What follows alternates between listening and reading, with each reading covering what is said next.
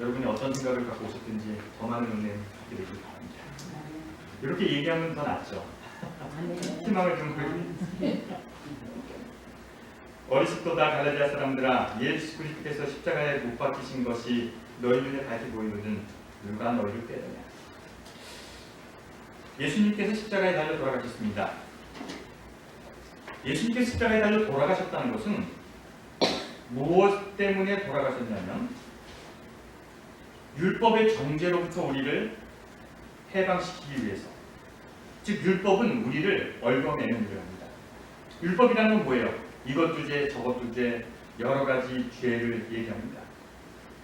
민수기서나 레위기서를 가만히 보면 거기에는 별의별 것이 다 죄죠. 시체를 만지는 것도 죄, 안식일에 많이 걸어오는 것도 죄, 돼지고기를 먹어도 죄, 병에 걸려도 죄. 애를 낳으면 여자들이 또 부정해지지 않습니까? 그렇죠? 애를 낳아도 죄. 참 죄의 종류가 많습니다. 그런데 이 죄를 해결하는 방법이 있어요. 근데 이 죄를 해결하는 방법이 어떤 방법이냐면 조그만 죄는 작은 재물, 큰 죄는 큰 재물. 여러분들은 어떤 재물을 바쳐야겠습니까? 과거에 잘 싸웠던 사람은 뭘 한 공룡한 마리를 잡아야 되지 않겠어요? 그래서 큰 죄를 지면 큰 재물이 필요하고 작은 죄를 지면 작은 재물이 필요합니다. 월남전 당시에 군종 신부들이 월남전에 참전했는데 그 천주교회는 죄를 졌다 그러면 고해성사를 하잖아요. 아십니까? 고해성사를 합니다. 그럼 가서 누구 것을 훔쳤습니다. 그러면 신부님이 그런 고해를 들으면 당신은 주기도문을 100번을 외우세요. 이렇게 하면 제가 용서된다고 이렇게 생각하는 것이 이제 주의 길입니다. 뭐 어떻게 뭘 잘못했다 그러면 사도신경을 10번 쓰세요. 이렇게 하면 또 죄가 해결됩니다. 근데 이 월남전 당시에 천주교의 신부들이 많은 것을 고해성사를 받았잖아요. 군인들이 잘못을 많이 하잖아요. 그래서 누구 것을 훔쳤다고 하면 주기도문을 외우세요. 뭐 간음을 했어요. 그러면 사도신경을 쓰세요. 그랬는데 한 가지 죄는 고백을 받지 않았습니다. 어떤 죄는 고백받지 않았을까요? 이건 죄라고 치면 안 되는 것이 있어요. 전쟁터에서. 어떤 걸까요? 사람을 죽인 것은 고해성사를 받을 수가 없는 거예요. 군인들이 사람을 죽이고 와서 죄책감을 느끼면 전쟁이 안 되잖아요. 그래서 그건 죄라고 규정하지 않는 겁니다. 너무 이상하지 않습니까? 전쟁터에 사람을 죽이는 것은 당연한 일인데 죽이고 나서 죄책감을 느끼면 전쟁할 수 없기 때문에 신부가 고해성사에 대한 죽인 거에 대한 고해성사를 받지 않는 거죠. 여러분, 우리가 생각하는 죄의 용서가 말이에요. 얼마나 인위적인 건지 아십니까? 인간적인 방법으로 용서한다고 그러는 건지 아십니까? 과연 하나님의 방법이 이런 것일까요? 그런데 더 놀라운 것은 성경에 쓰여있는 죄 용서받는 방법 역시 뭐예요? 인위적이에요. 너무나 인위적이에요. 뭔가 조그만 죄를 짓고 오면 비둘기를 잡으면 되고요. 조금 큰 죄를 지면 보통 죄는 양, 더 큰 죄는 뭘 잡아야 될 것 같아요? 소. 죄의 경중에 따라서 재물의 모양이 달라진 거죠. 죄의 크기에 따라서, 근데 그건 인간적인 생각이잖아요. 어떤 죄가 큰지 그건 몰라요. 그거에 따라서 죄의 경중을 나누고 재물의 크기를 나눠서 죄가 용서를 받는 것. 이게 뭘까요? 죄를 크게 주면 좀 길게 회개하면 되고 죄를 좀 조그맣게 주면 죄송합니다 이렇게 하면 되고. 도대체 죄는 어떻게 해결될까요? 어떤 가정이 아들 하나와 행복하게 살고 있었어요. 이 아들은 너무 예쁘게 잘 자라났는데 학교에 갔는데 학교에서 친구가 이 아이를 괴롭히다가 얼마 후에는 이 아들을 죽였어요. 이 엄마 아빠는 자기 아들이 죽으니까 너무나 하나님이 원망스럽고 도대체 상처가 돼서 술만 먹고 아버지가 그렇게 살았습니다. 그렇게 살다가 이 말도 되지 않는 일을 경험한 다음에 아버지는 너무 엉망으로 살게 되고 어머니는 그래도 신앙생활을 했어요. 그러던 어느 날 아버지가 이렇게 살면 안 되겠구나. 그래서 다시 하나님께 나와서 열심히 기도하고 그 상처를 잊으려고 살았어요. 근데 이 살인을 저지른 이 친구는 도망가서 어디 있는지 몰라. 그래서 이 친구가 도망가서 살았는데 언젠가 들려온 소리에 이 친구가 감옥에 잡혀 있다는 거예요.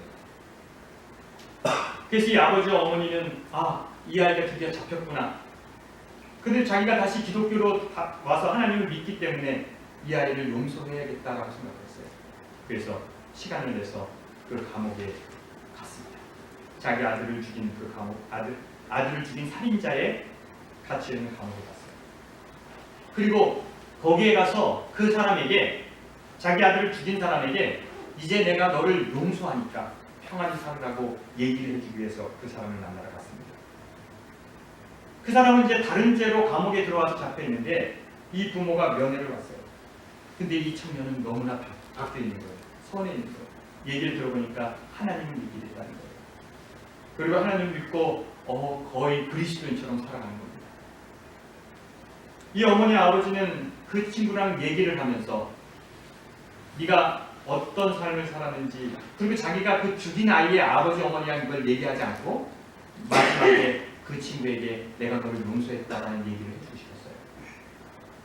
그리고 점잖게 그 애랑 얘기를 했습니다. 근데 너무나 신기한 것은 나의 아들을 죽인 그 사람이 죄책감이 없는 거예요. 자기 아들을 죽여놓고도 평안하게 사는 거예요. 그리고 그 살인자가 이런 얘기를 하는 겁니다.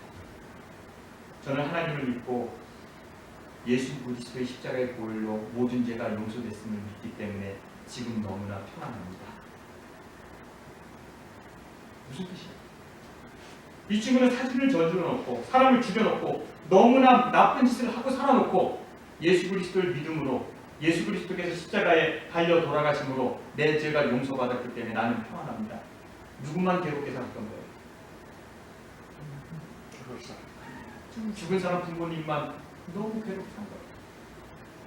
죄를 진 사람은 십자가를 믿음으로써 죄가 용서받았기 때문에 평안하게 살고 있는데 아들 죽은 부모들은 너무 힘들게 살았던 거예요. 이렇게 쉽게 용서되는 겁니다. 내가 예수님을 믿으면 과거의 죄가 이렇게 쉽게 용서되는 겁니까? 해결된 겁니까? 나랑 아무 상관없이 믿으면, 십자가를 바라보면,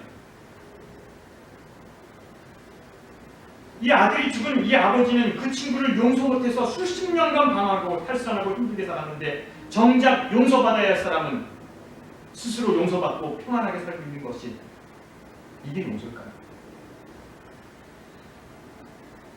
여러분, 재물을 바쳐야지 용서받는다는 것과 혹은 예수 그리스도의 십자가에 달려 돌아가심을 믿고 그 안에서 행복을 참으로써 우리 죄가 해결됐다는 것은 거의 동일한 일입니다. 나랑은 상관없어요. 재물이 주는 거고 그냥 믿고 마는 거예요. 도대체 죄를 해결하는 건 없는 거예요. 갈라디아서 3장 1절의 얘기는 십자가가 여러분의 죄를 해결했다는 얘기는 아닙니다. 그리고 여러분이 의로워졌다는 얘기는 더더욱다. 그럼 도대체 무엇이 있습니까? 여기에 누가 너희를 빼더냐? 도대체 예수 그리스도께서 십자가에 달려 돌아가셨는데 누가 너희를 빼더냐? 3장 2절 제가 한번 읽어보겠습니다. 내가 너희에게 다만 이것을 알게 하면 너희가 성령을 받은 것이 율법의 행위로냐 듣고 믿으리로냐.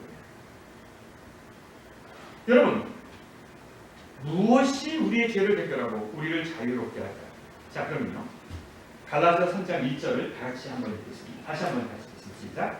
머리속보다 갈라디아 사람들아, 예수 그리스도께서 십자가에 못 박히신 것이 너희 눈앞에 밝게 보이거든 누가 너희를 빼더냐. 이 말씀을 좀 기억해 보시기 바랍니다. 그리스도인들은 상상을 잘해야 된다고요. 여러분, 지금부터 예수님이 여러분의 죄를 대신하셔서 십자가에 돌아가셨다는 것을 상상하실 겁니다. 제가 그 그림으로 띄우실 수 있어요. 근데 여러분 상상하는 게 좋아지셔서 제가 띄우지 않습니다. 그런데 여러분들이 예수 그리스도의 십자가의 죽으심을 생각하시면서 한 가지를 제가 숙제를 드릴게요. 지금 여러분 다 참여하셔야 돼요. 여러분들 뭘 생각하냐면 예수님이 우리를 위해서 십자가에 달려 돌아가심으로 우리의 문제가 해결됐는데 무엇이 나를 꿰더냐라는 질문을 수습해 보는 건데 여러분이 꿰는 사람이 되는 거예요. 뭐냐면 이런 거죠. 예수님이 나를 위해 십자가에 달려 돌아가셨는데, 정말 돌아가셔서 내 모든 죄를 해드렸는데, 그래도 교회에 나오는 사람은 요거는 해야 돼 라고 생각하는 것도 있어요. 적어도 이거는 해야 되라고 생각하는 것이 있어요. 내가 그리스도인이라면 적어도 이것은 해야 돼 라는 것이 하나씩만 생각해 보세요. 자, 생각했어요? 적어도 그리스도인이라면 이것은 해야 돼 라고 생각하는 거 하나를 생각해 보시죠. 요한복음 19장 30절의 성경 말씀을 제가 읽을게요. 예수께서 신포도주를 마신 후에 가라사대 다 이루었다 하시고 머리를 숙이시며 돌아가셨다. 예수님께 십자가에 달려 돌아가셨어요. 그리고 다 이루었다라고 말씀하셨어요. 자, 하나님이 다 이루셨는데 제가 먼저 시작할게요. 이렇게 돌아갑니다. 이렇게 돌아갑니다. 자, 그래도 뭘 해야 돼? 라고 생각하는 거죠. 저는 예수님이 십자가에 달려 돌아가셨지만 일주일에 한 번은 교회 나와서 예배 드리는 것이 그리스도의 할 일이라고 생각합니다. 적어도 그건 해야 될 것 같아요. 뭐가 있습니까? 아니 갑자기 아무튼 내가 기회를 줬잖아요. 그러면 뭐는 적어도 해야 될 것 같아요? 기도는 해야 될 것 같아요. 뭘 해야 될 것 같아요? 적어도 성경을 가져가고 자, 성령님을 인정하는 것이 있어요. 생명력을 인정해야 될 것 같다. 성령님의 인격을 인격을 가지고 또 박장님 죄를 고백. 죄 고백하는 것은 해. 뭐 자기의 죄지음으로 대한 그 결과를 네. 경험하는 거. 경험하는 거. 자, 보시죠. 하나님을 만나야 돼. 또 이거는 뭐는 정도는 해야 될 게 그리스도인 이거 정도는 해야 될 거 아니에요. 죄를 회개하겠습니다. 회개하는 거. 또 우리 이현자 집사님 뭐는 해야 될 것 같아요? 없어요? 장모라서 내가 받으려면 적어도 뭐는 해야 된다. 여러분이 말씀하신 거 있잖아요.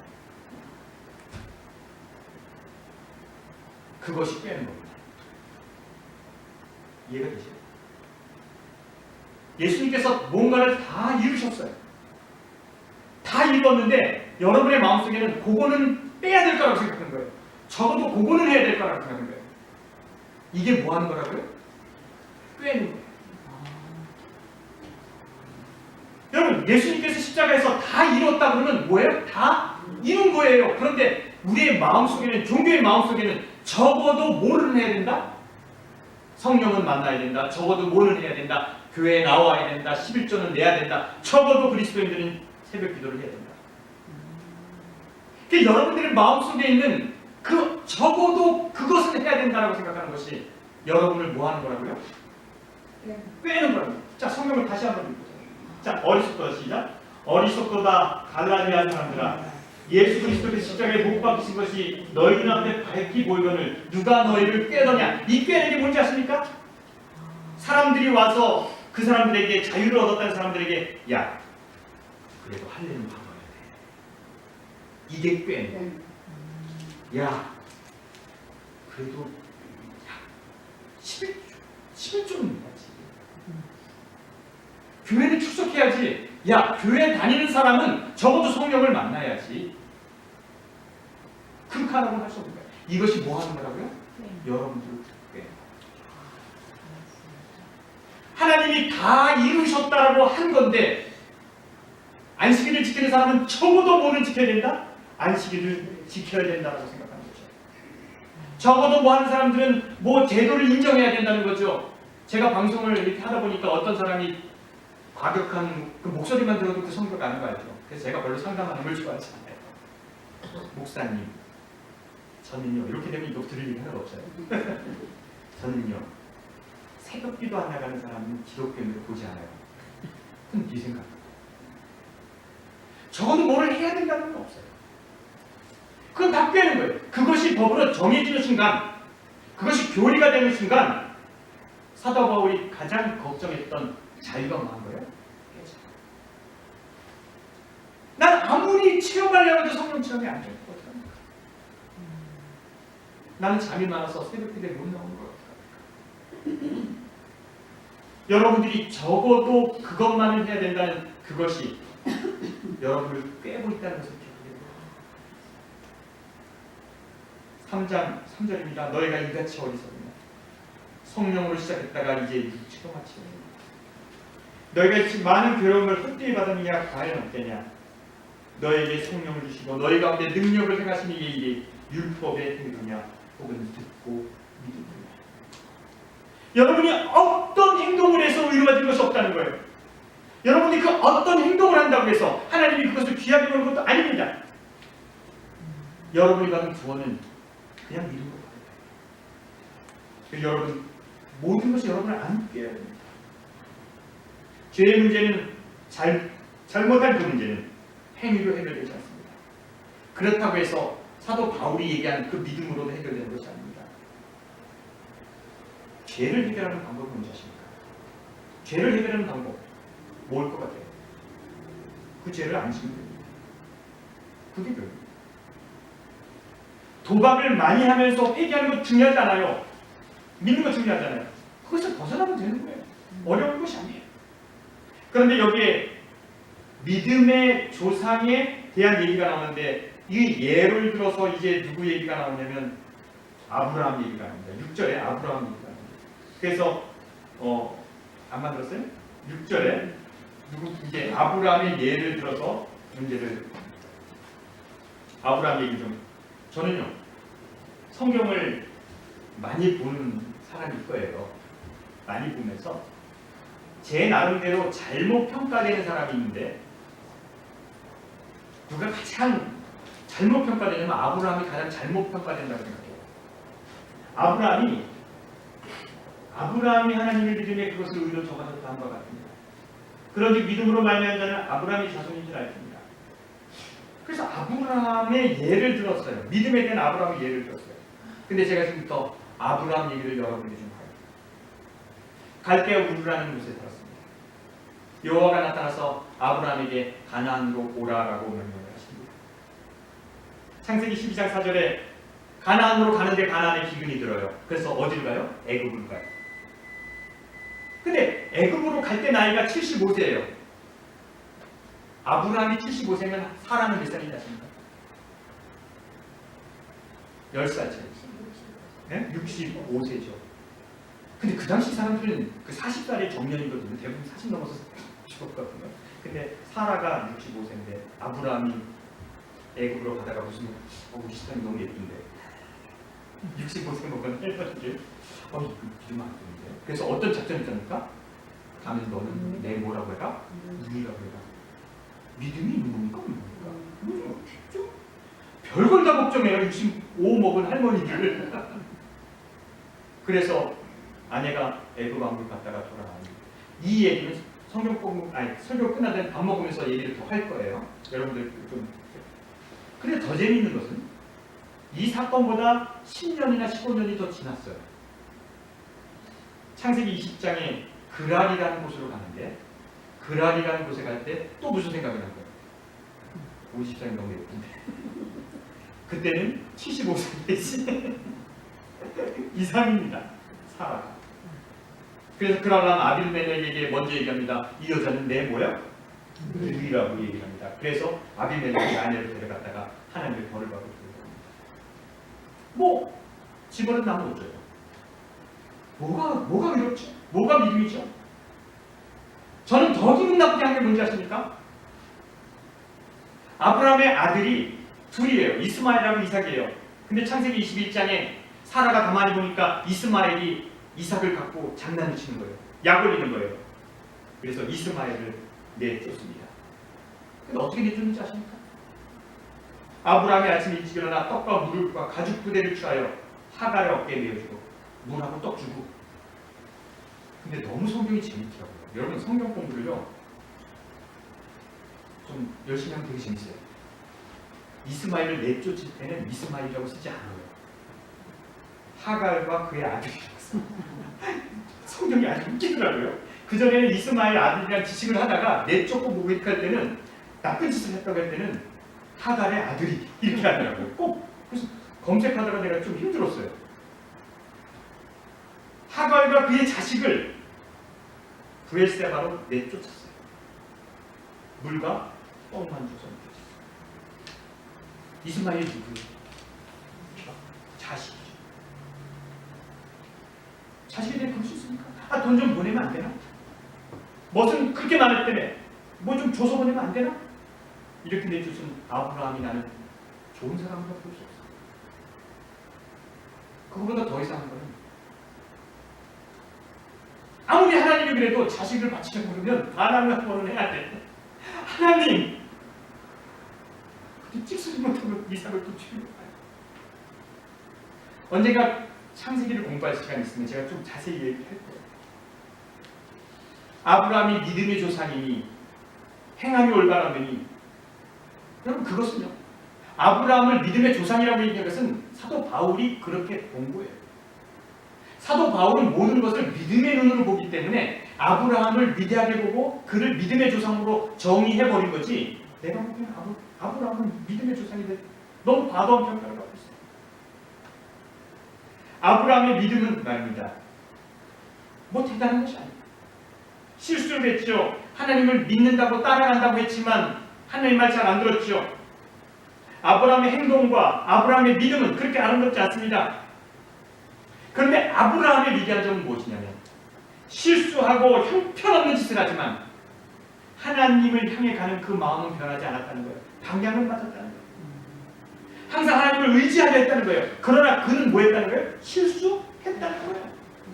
그의 행동 속에서 믿음을 보기는 어려워요. 그러나 그는 하나님의 명령과 하나님을 믿는 마음으로 항상 하나님을 향해 가는데 실수는 있다 없다? 있다는 거죠. 실수는 당연히 한다는 겁니다. 여러분 실수 안 하는 게 믿음이 아니에요. 하나님을 향해서 가는 여러분의 마음이 중요한 거예요. 방향이 중요한 거예요. 그래서 말이에요. 아브라함이 한 일이 뭔지 아십니까?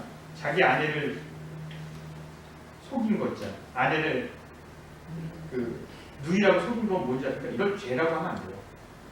실수. 여러분 실수는 괜찮아요. 그걸 죄라고 할 수 없어요. 여러분이 살아가면서 하는 많은 것들이 뭐예요? 죄라기보다는 뭐예요? 실수예요. 그게 실수가 되려면 여러분의 삶이 항상 누구를 향해 가야 되는 거예요? 하나님을 향해 가는 거기에서 일어나는 실수는 얼마든지 괜찮은 거예요. 여러분 그럴 수밖에 없어요. 우리가 안 된다고 생각하지 마세요. 너무 좌절하지 마세요. 여러분이 하는 죄나 잘못된 일 때문에 너무 좌절하지 마세요. 믿음이 무엇일까라고 고민할 때 우리는 누가복음 15장의 탕자의 이야기를 생각합니다. 저는요, 이 탕자의 얘기가 우리에게 좋은 믿음의 모양을 보여준다고 생각해요. 아들이 있습니다. 둘째 아들이에요. 둘째 아들이 아버지를 찾아갑니다. 아버지, 재산을 주세요. 아니, 아버지가 죽지 않았는데 유산 달라고 하면 되는 겁니까? 안 되는 겁니까? 저도 우리 아버지가 돈을 좀 줬으면 좋겠는데 살아계시니까 못 달라고 하는 거예요. 나도 이렇게 고생하기 싫은데 살아계신 사람에게 유산을 달라고 하는 건 좀 그런 거예요. 뭐냐면 쉽게 얘기하면 아버지 죽었다 생각하고 줄 거면 주세요. 그래서 이 아들이 나갔습니다. 허랑방탕하게 술 먹고 개판치는 가서 돈 당연하죠. 여러분 준비되지 않은 사람에게 돈을 주는 건 어떻게 됩니까? 분명히 망하는 거예요. 이 아들이 망했어요. 그리고 아버지께 돌아왔습니다. 아버지께 돌아왔는데 누가복음 15장 31절에 보면 형이 이제 얘기합니다.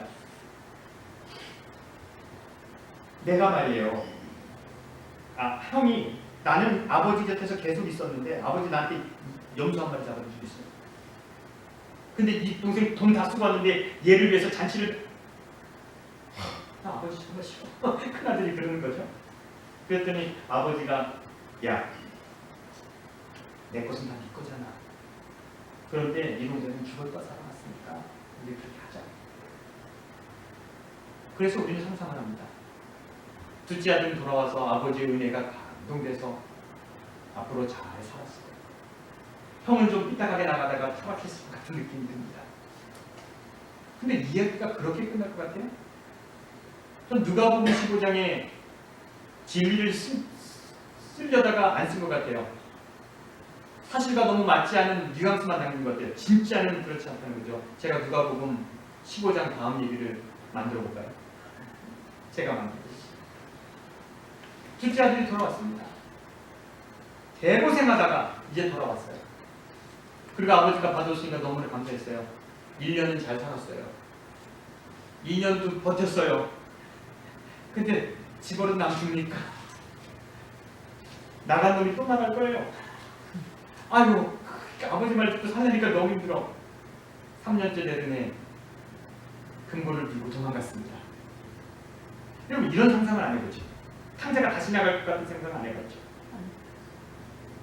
근데 가능성은 누가 더 많을 것 같아요? 큰 아들이 뛰쳐나갈 것 같아요? 작은 아들이 뛰쳐나갈 것 같아요? 나간 놈이 나갈 것 같아요, 제가 보기에는. 근데 믿음이라는 게 뭔지 아십니까? 그 아들을 받아들이는 게 뭔지 아십니까? 그 아들이 돌아와서 잘 사는 것이 끝이 아니라 또 나가더라도 살아나는 것이 뭐라고요? 그것까지 감수하는 거예요. 그것까지 넘어서는 거예요. 그게 아버지 사랑입니다. 그런데 우리는 그것이 돌아와서 완전해질 거라고 생각하는데 그건 꿈이에요. 사람은 그렇지 못해요. 나는 예전에 했던 실수를 또 하는 거예요. 회개하고 또 하고 또 하고 그렇게 살아가는 거예요.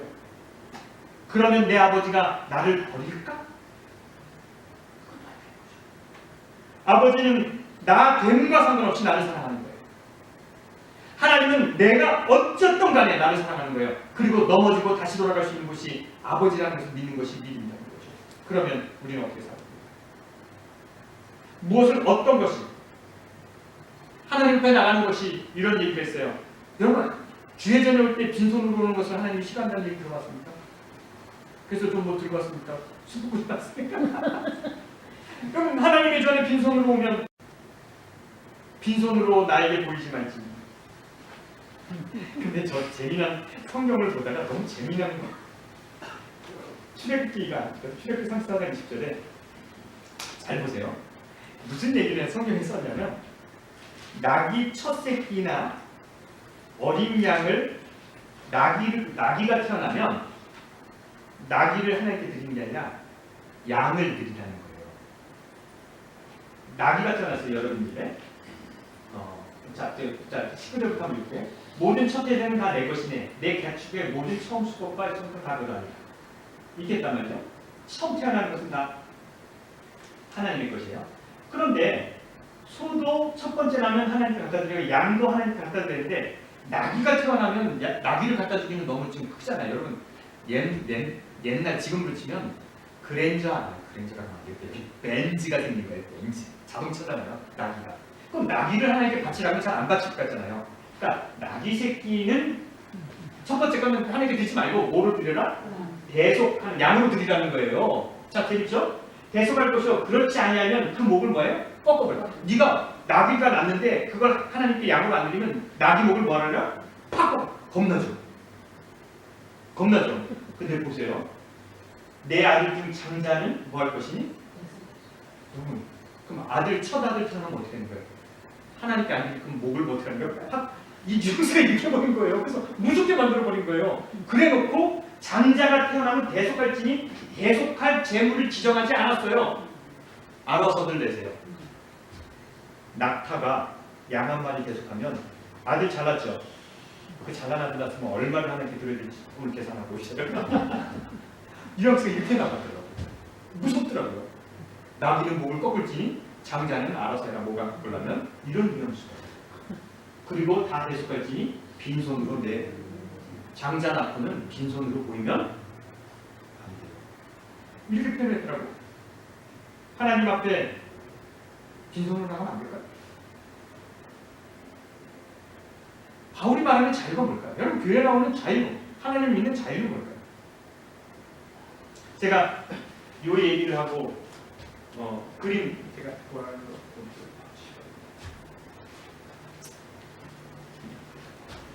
이게 그림을 잘 보셔야겠는데 동굴이에요.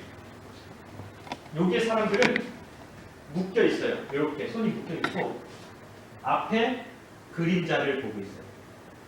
불빛은 저기 있어요. 그래서 여기 사람들이 이렇게 지나가면 말 그림자를 보고 이 사람들은 저게 말이라고 생각해요. 동굴에 묶여있기 때문에 뒤를 보지 못하는 상황이에요. 그래서 이 사람들은 평생 이렇게 살았기 때문에 항상 뭐만 보고 살았어요? 그림자만 보고 살았어요. 그림자만 보고 살았어요. 그래서 이 사람들 세계는 어떤 거냐면 항상 그림자가 진짜라고 생각하는 사람들이 살았다는 거죠. 그러던 어느 날 한 사람이 풀려났어요. 나가봤어요. 나가봤더니 어떻게? 세상이 자기가 있는 거예요. 밝은 거예요. 자기가 봤던 것은 뭐예요? 다 그림자였다는 것을 느꼈어요.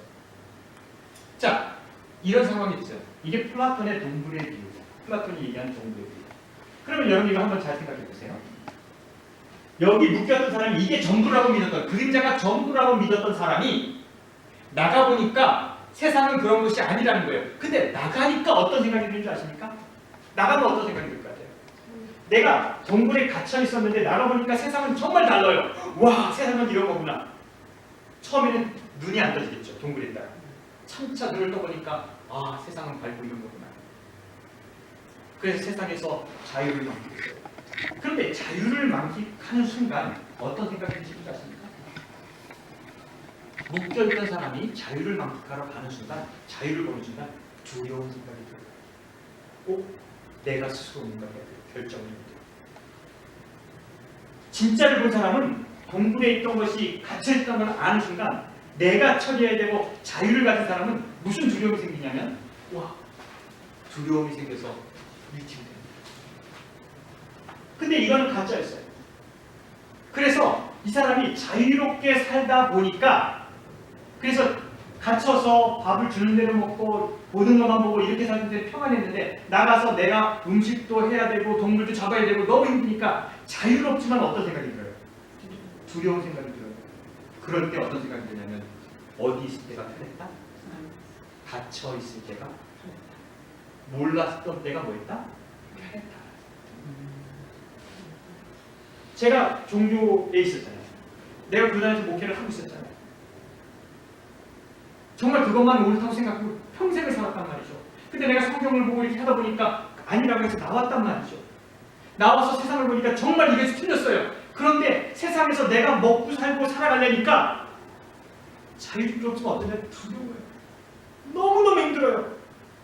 그래서 제 마음속에는 동굴로 들어갈 때가,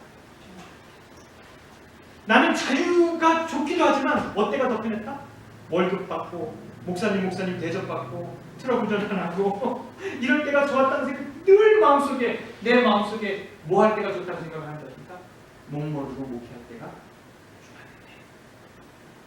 그럼 뭐 남은 것은 사람들이 나한테 왜 교회를 하려고 하느냐라고 하지만 난 그게 너무 그리워요. 나같이 자유로운 사람이 막 이렇게 하려고, 교회를 하려고 하는 건 너무 맞지 않지만 나는 동굴에 갇혀있을 때가 즐거웠어요. 그 나름대로 생각했었고 그 나름대로 꿈을 꾸고 살았단 말이죠. 저 안에서 잘못됐지만. 그런데 말이에요, 내가 자유를 만끽하고, 그래,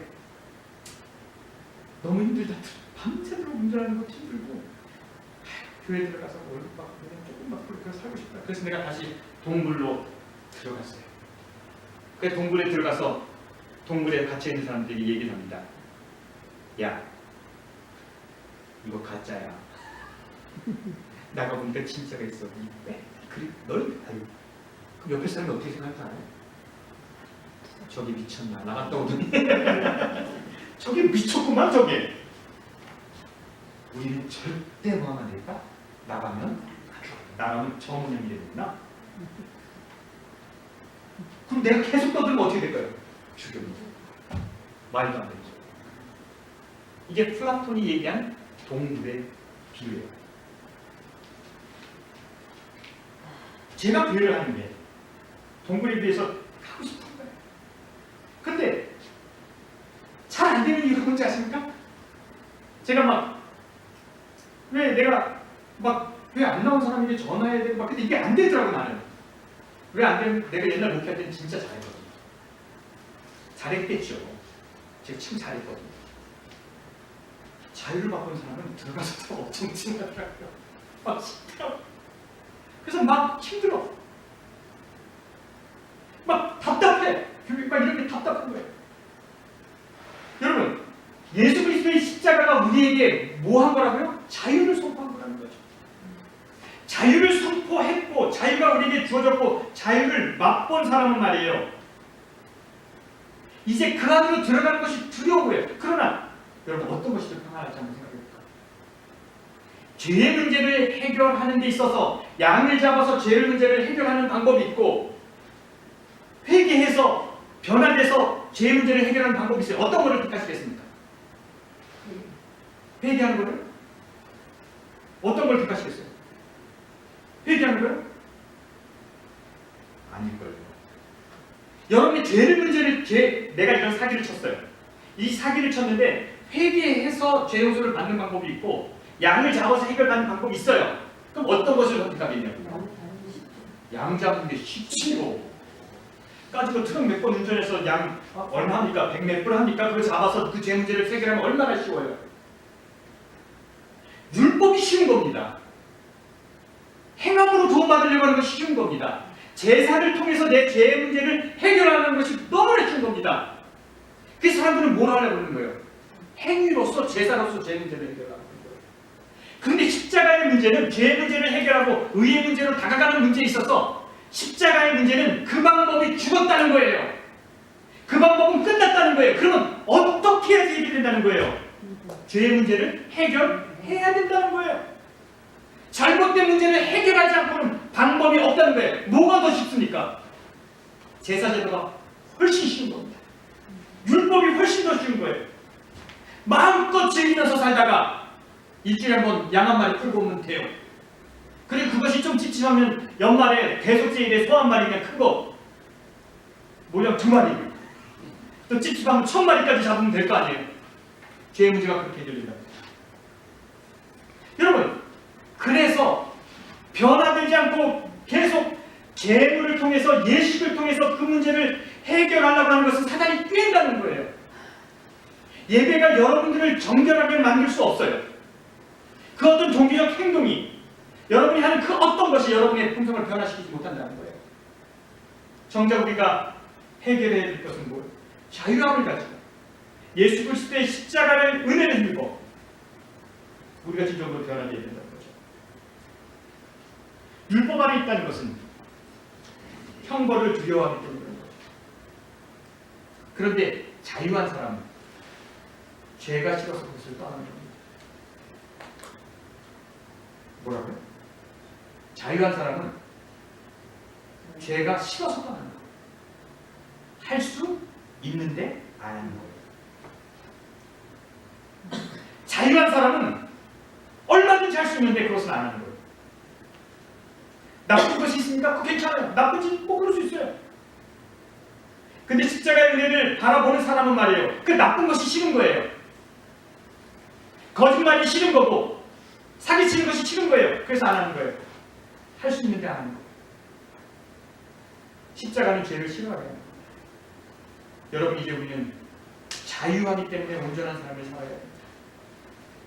그리고 하나님이 언제나 여러분을 사랑하시고 더 잘못하더라도, 더 망가지더라도 하나님 여러분을 사랑하는 걸 기억하시기 바랍니다.